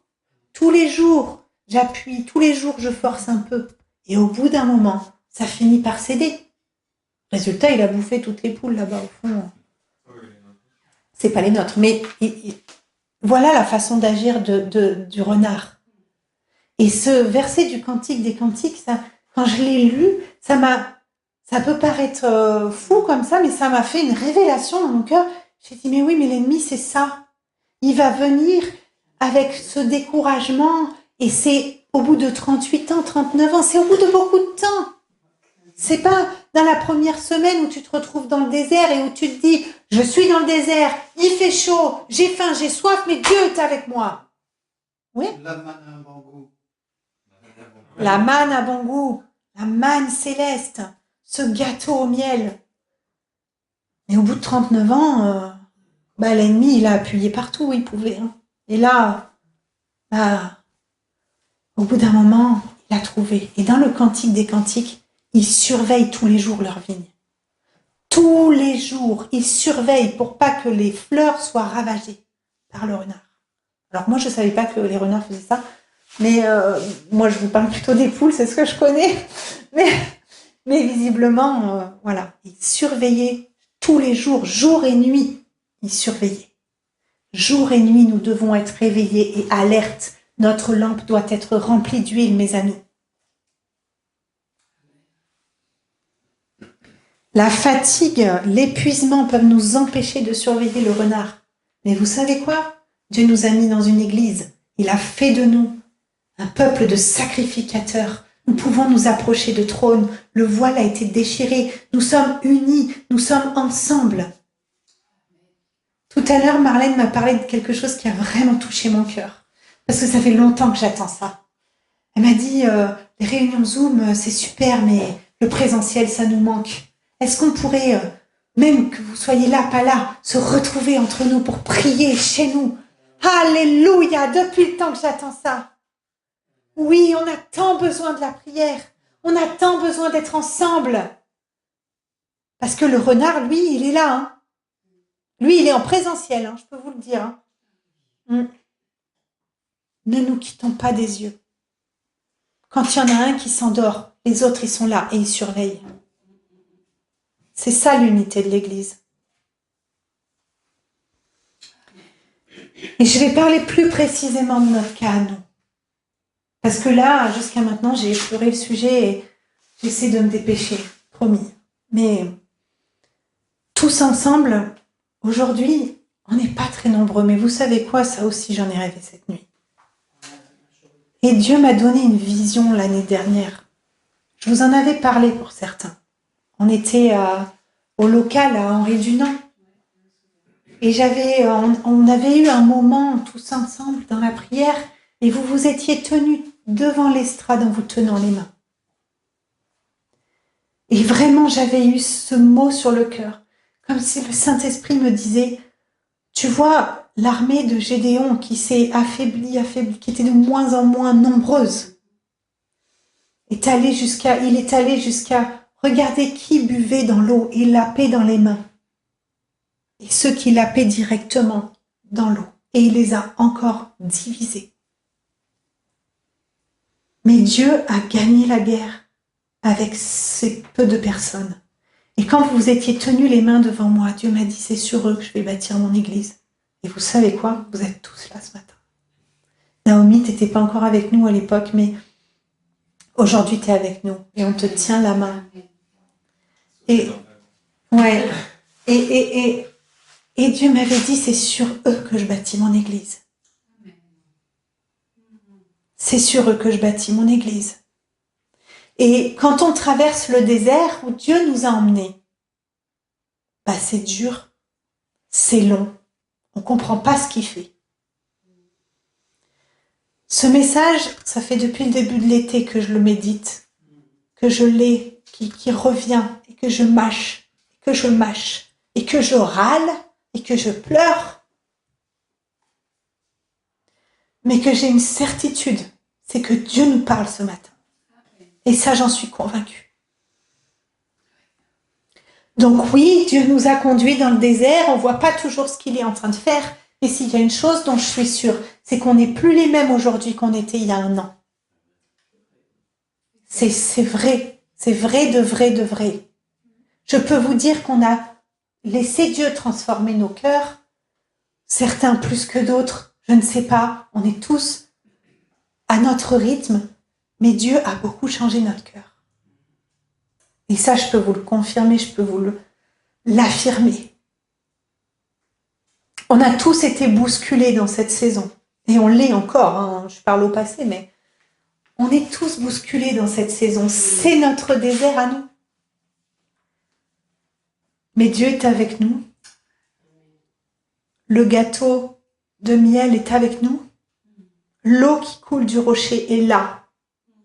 Dieu pourvoit. Dieu travaille nos cœurs pour que nous soyons parfaits au moment d'entrer dans le pays promis.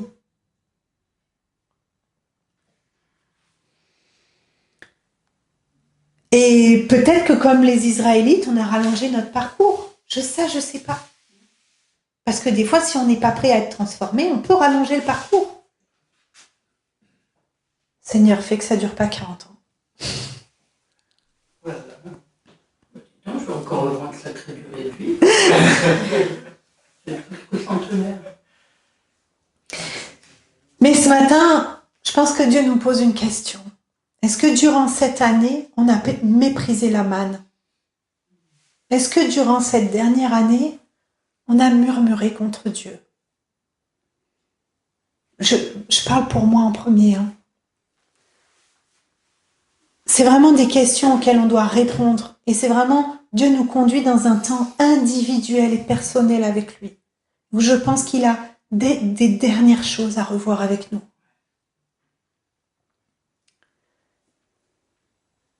Et aujourd'hui, comme les Israélites à ce moment-là précis, au moment des serpents, je pense qu'on est près du but. Je pense qu'on n'est pas loin. Je reçois qu'on est prêt. Qu'allons-nous voir dans le pays promis? Est-ce qu'on va voir des géants?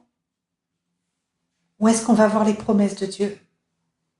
Parce qu'attention, c'est pas parce qu'on est prêt qu'on va être bien disposé.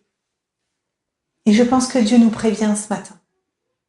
Peut-être que le pays promis est là, à 2 pas de nous.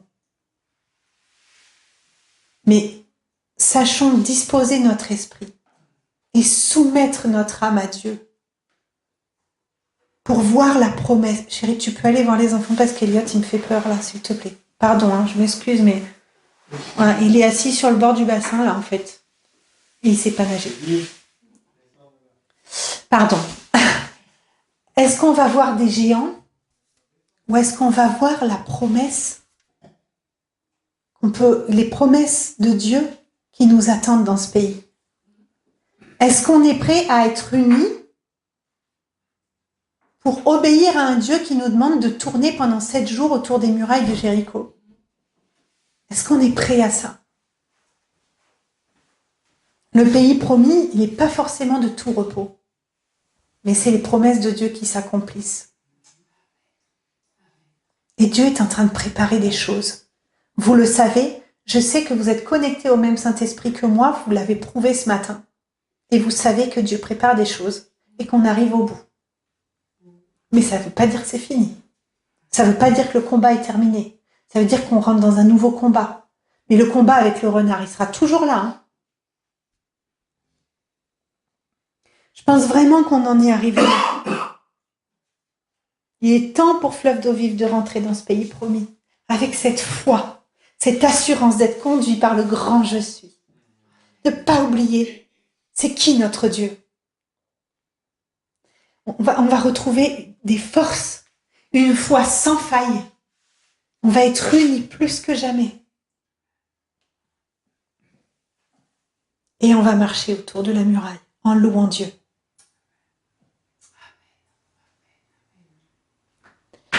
Nos yeux dans cette saison sont nos ennemis. Je vous le dis tout de suite.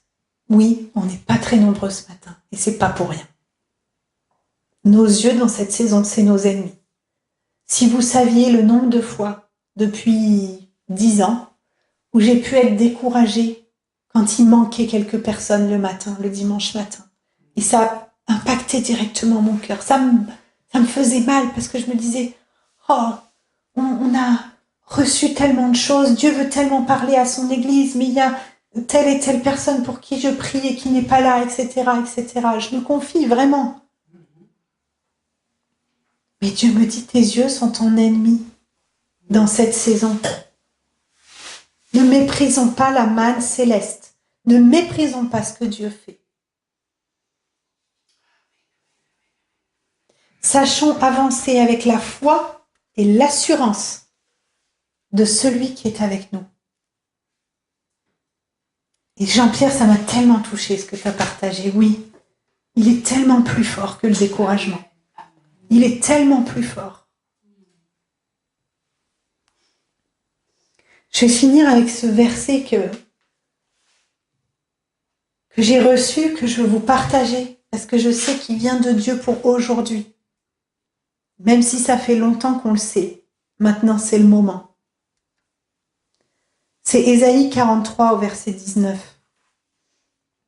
Je vais faire une chose nouvelle, qui est déjà en germe. Ne la remarquerez-vous pas? Je vais tracer un chemin en plein désert et mettre des fleuves dans les endroits arides. Nous sommes fleuves d'eau vive. Et oui, on va quitter un désert pour en trouver un autre. Mais cette fois, on va amener la vie. Parce qu'on est fleuve d'eau vive. Parce que celui qui va boire n'aura plus jamais soif. Jésus est le pain de vie. Et nous n'aurons plus jamais faim. Ne méprisons pas la manne céleste, parce qu'aujourd'hui, la manne céleste, c'est lui. C'est lui. Et nous allons déverser dans un endroit aride. On est prêts, les amis. Je sais que vous le savez. Et on s'est réunis avec Julien et Fanny, et j'aurais vraiment partagé ça. Ils ont reçu aussi ça. On est prêts. Mais on voudrait que vous soyez avec nous. Et on voudrait proclamer un jeûne et prière pour que Dieu nous dise où est-ce qu'on doit aller. Mais c'est le moment. Et donc le premier week-end d'octobre, ce sera, on s'est dit comme ça, on vous laisse un peu le temps. Ce sera 3, 4 et 5 octobre. On voudrait vous proposer un jeûne et prière de 3 jours. Et qu'on puisse vraiment, dans l'unité, donc on se verrait le vendredi soir pour une soirée de louange, le samedi pour un temps de prière, et le dimanche matin, on veut vous proposer de faire de nouveau un culte participatif, comme on a fait la dernière fois, qui sera suivi par une agape. Et je sais que Dieu va parler. Nous sommes prêts. Amen. Je veux me réjouir parce que là où Dieu nous conduit, c'est le pays promis, où coule le lait et le miel, même si ça ne se voit pas du premier coup. Amen. Est-ce que vous êtes d'accord avec ça? Est-ce qu'on peut faire un chant? Du coup, j'ai besoin de toi. Il n'a pas l'air de se sentir concerné quand je lui dis ça. Alléluia. Vous avez encore quelques minutes? J'ai la vie devant moi. Comment? J'ai la vie devant moi. Alléluia. Et même la vie éternelle. Amen, amen. Moi aussi. Tu veux chanter quoi? Ça? Oui. Oui? J'avais sorti un autre chant. Ils sont où les chants?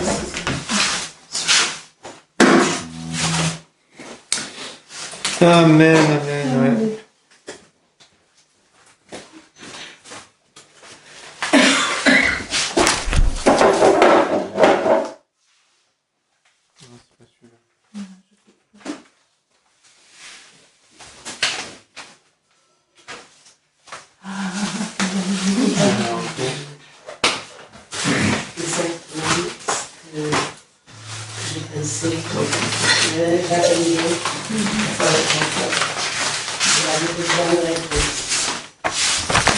M'a parlé parce que ça fait longtemps que je prie, que j'ai besoin de réponse, parce que je suis pas dans les chemins comme ça. Qu'est-ce que je fais? Qu'est-ce que je.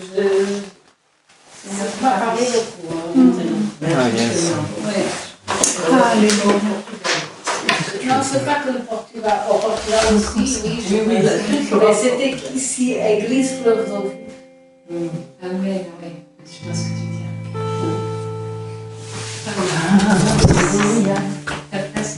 C'est mieux. Alléluia. Et chaque personne est importante dans cette étape. C'est-à-dire que Dieu a mis en chacun de nous quelque chose parce qu'il veut bâtir sur nous. Les personnes qui sont là, Dieu veut bâtir sur nous. Ça veut dire qu'il a déjà préparé quelque chose d'avance en vous. Et vous, je suis convaincue que beaucoup le savent déjà. Dieu va vous utiliser dans cette nouvelle étape. Nous ne sommes pas... Dieu ne veut pas une église qui est conduite par 2 personnes. C'est pas sa volonté. Amen.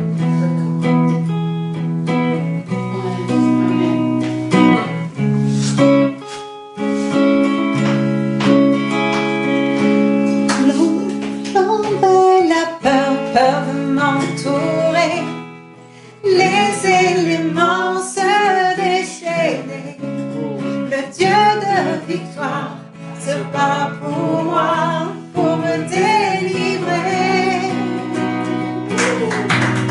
Le Dieu de victoire est à mes côtés. Sa main me soutient au cœur du danger. Je vivrai pour lui, marchant par la foi. Le Dieu de victoire habite en moi. Oh,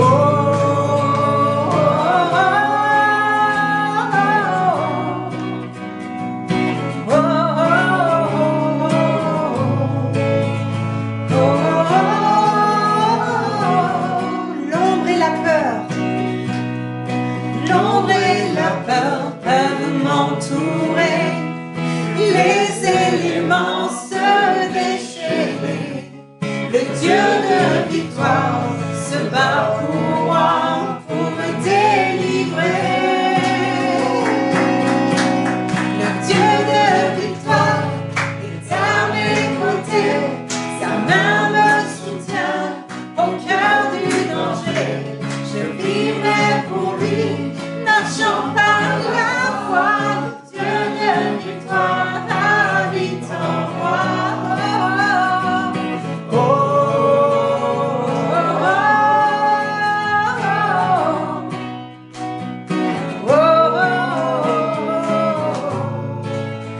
oh, oh,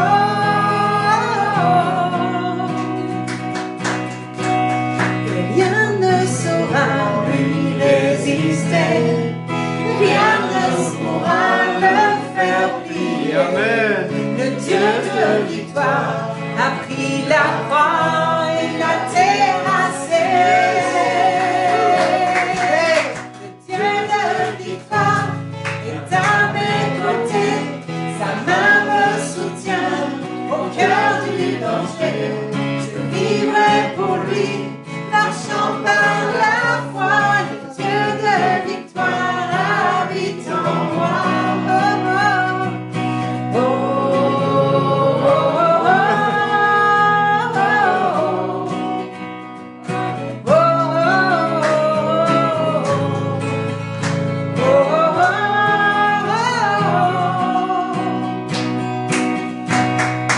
les océans peuvent s'agiter. Leurs vagues sur ma vie se briser. Le Dieu de victoire élève ma voix pour tout apaiser. Le Dieu de victoire est à mes côtés. Sa main me soutient au cœur du danger. Je vivrai pour lui, marchant par la foi. Le Dieu de victoire habite en moi. Les océans peuvent s'agiter. Leurs vagues sur ma vie se briser. Le Dieu de victoire élève sa voix pour tout apaiser. Le Dieu de victoire est à mes côtés. Sa main me soutient au cœur du danger. Je vivrai pour lui, marchant par la foi. Le Dieu de victoire habite en moi. Oh, oh, oh, oh, oh.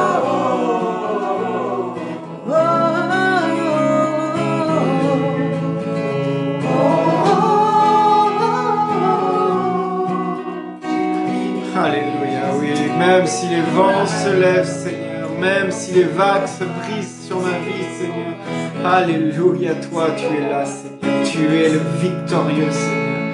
Alléluia. Même si le serpent me pique, tu me guéris, Seigneur Jésus. Alléluia. Tu es ce Dieu de victoire, ce roi de victoire qui est venu habiter en moi, Seigneur. Oh Jésus. Merci, Seigneur. Merci, Seigneur. Nous voulons marcher avec foi devant toi, Seigneur. Avec toi, Seigneur. Avec foi là où tu nous demandes d'aller, Seigneur. Merci, Seigneur, de nous avoir rappelé ce matin que nous sommes fleuve d'eau vive. Oh, oh Jésus. Alléluia. Le monde a soif. Des fleuves d'eau vive vont couler sur la ville de Nice. Alléluia. Merci Jésus. Merci Jésus. Amen. Alléluia. Alléluia.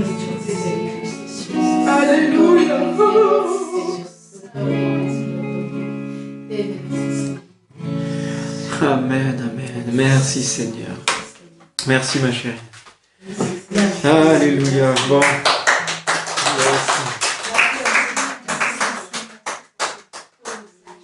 Merci pour ce message, ma chérie. On regarde à Dieu et c'est alors, je peux juste un petit truc. C'est juste une petite histoire qui ça m'en suis rappelé quand elle prêchait. Je suis en train de lire un bouquin c'est un bouquin de deux gars, La Marche dans le ciel, ça s'appelle. C'est de ceux qui connaissent Sylvain Tesson et Alexandre Poussin, qui sont des écrivains, romanciers qui font des aventures et ils racontent ce qu'ils ont fait, quoi. Et donc pas du tout chrétien, hein, c'est même voilà, ils naviguent un peu à droite et à gauche. Et un jour ils arrivent donc vers l'Inde, je crois, vers le nord de l'Inde pour monter sur l'Himalaya. Et là ils sont dans un champ d'arbres à thé. Et apparemment c'est magnifique, c'était tout en fleurs et c'était des arbres comme ça à perte de vue et c'était magnifique parce qu'ils marchaient au milieu de ce champ plein de verdure, plein d'odeurs. L'odeur était bonne, les arbres étaient magnifiques et ils marchaient au milieu de ça et en fait ils voulaient camper. Ils voulaient se dire on va s'asseoir, enfin se mettre là. Et finalement, ils sont allés, alors c'est bien écrit, moi je vous le raconte très mal, mais c'est bien écrit parce qu'on ne sait pas comment ils en sont arrivés là, mais ils sont arrivés dans une église avec un curé, en fait, qui les a accueillis.